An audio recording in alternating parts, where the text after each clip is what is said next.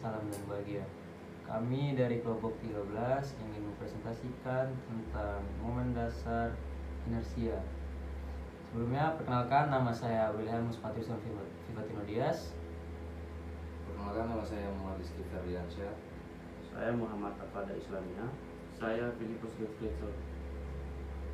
Baik, langsung saja di bagian 1, pengertian dasar momen inersial. Apa itu momen inersial? Secara sederhana, momen inersial adalah ukuran yang menunjukkan seberapa besar usaha atau hambatan sebuah benda untuk diputar.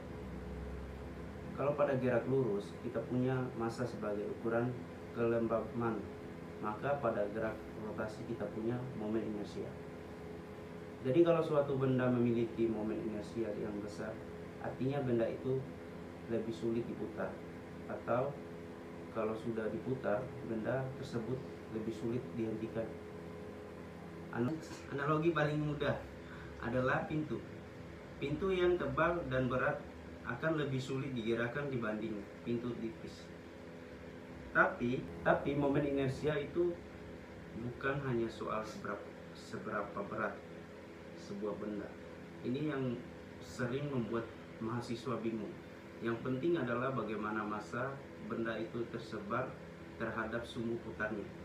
Dua benda dengan massa sama bisa punya momen inersia berbeda kalau bentuk dan distribusi massanya berbeda. Bagian 2, contoh di kehidupan sehari-hari.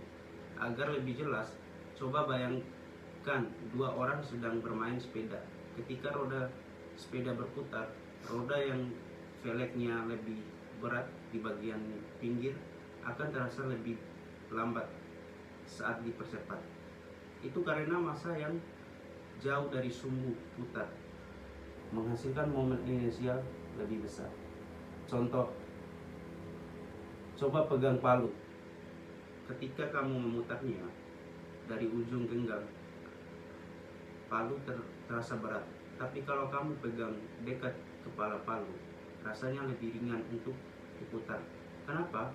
Karena jarak massa terhadap sumbu putar tersebut semakin jauh massa dari sumbu, semakin besar momen inersianya. Ini juga menjelaskan mengapa para figur skater atau penari balet dapat berputar lebih cepat ketika menarik kedua tangan ke dalam. Mereka mengurangi jarak massa dari sumbu putar sehingga momen inersia mengecil dan kecepatan putar meningkat.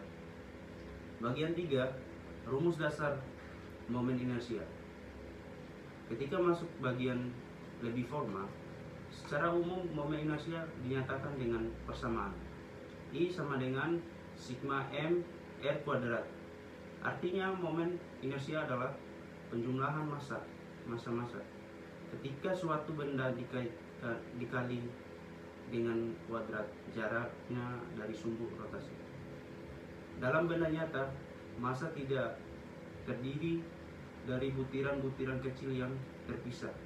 Tapi rumus itu bisa digunakan sebagai dasar untuk menghitung momen inersia berbagai bentuk. Untuk benda-benda dengan bentuk teratur, kita punya rumus khusus agar tidak perlu menghitung ulang. Misalnya, untuk batang panjang diputar di ujung, I sama dengan 1/3 ml kuadrat, dan batang diputar di tengah, I sama dengan 1/12 ml kuadrat, dan bola pejal I sama dengan 2/5 m kuadrat. Cincin atau gelang I sama dengan mr kuadrat. Dan berikutnya, dan terakhir silinder pejal I sama dengan 1/2 m kuadrat, mr kuadrat. Cukup banyak, tapi semuanya mengikuti konsep yang sama. Semakin jauh massa dari sumbu putar, semakin besar momen inersianya. Bagian 4, perbandingan beberapa benda.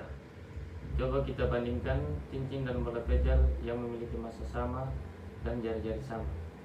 momen inersia cincin adalah I sama dengan mr kuadrat, sedangkan bola pejal I sama dengan 2/5 mr kuadrat.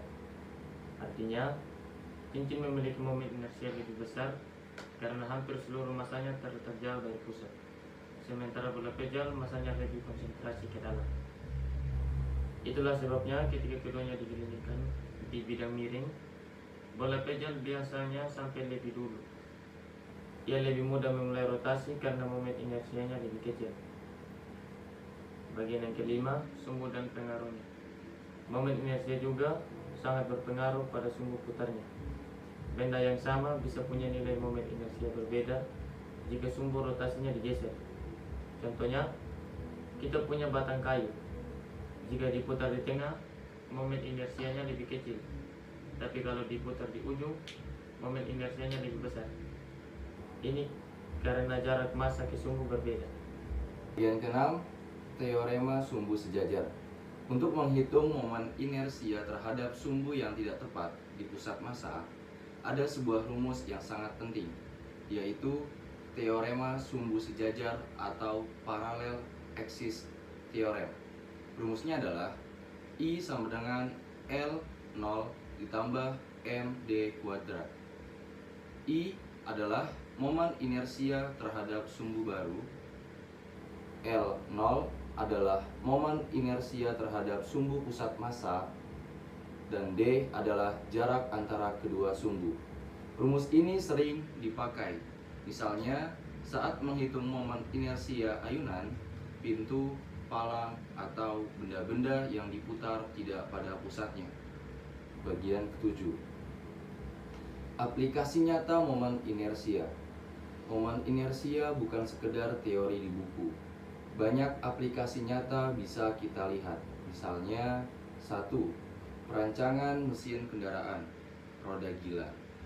Dirancang memiliki momen inersia tertentu untuk menyimpan energi rotasi. Yang kedua, olahraga. Atlet memanipulasi momen inersia tubuh untuk berputar lebih cepat atau lebih lambat. Dan yang ketiga, bangunan. Ketika merancang struktur gedung tahan gempa, insinyur memperhitungkan distribusi massa dan rotasi bangunan. Dan yang keempat, robotika. Lengan robot memiliki momen inersia yang dihitung untuk mengoptimalkan gerakan. Bahkan pada benda sederhana seperti kipas angin, momen inersia menentukan seberapa cepat kipas bisa berhenti setelah dimatikan. Bagian ke-8, contoh sederhana perhitungan. Kita coba contoh sangat sederhana. Misalnya, ada sebuah cincin dengan massa 2 kg dan jari-jari 0,5 meter. Berapa momen inersianya? Rumus cincin, I sama dengan mr kuadrat. I sama dengan 2 kali 0,5 kuadrat. I sama dengan 2 kali 0,25 sama dengan 0,5 kg kali meter kuadrat. Contoh sangat mudah tapi cukup membantu untuk melihat bagaimana rumus bekerja. Bagian ke-9, kesalahan umum yang sering terjadi. Ada beberapa kesalahan umum yang sering terjadi saat mempelajari momen inersia, yaitu 1. Menganggap benda dengan massa lebih besar pasti memiliki momen inersia lebih besar. 2. Lupa mempertimbangkan posisi sumbu rotasi. 3. Menganggap semua benda memiliki rumus momen inersia yang sama. 4. Menggunakan rumus tanpa memastikan bentuk benda sesuai dengan rumus tersebut. Menghindari kesalahan-kesalahan ini akan sangat membantu memahami dinamika rotasi dengan baik. Jadi kesimpulannya, momen inersia itu pada intinya adalah ukuran seberapa sulit suatu benda diputar. Besarnya dipengaruhi oleh massa dan jarak massa dari sumbu putar. Dan presentasi dari kami, mohon maaf kalau ada salah dan kurangnya.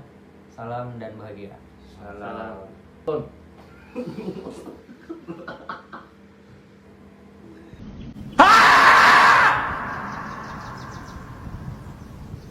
Saatnya sudah akhir tadi. Terima kasih dan jumpa lagi.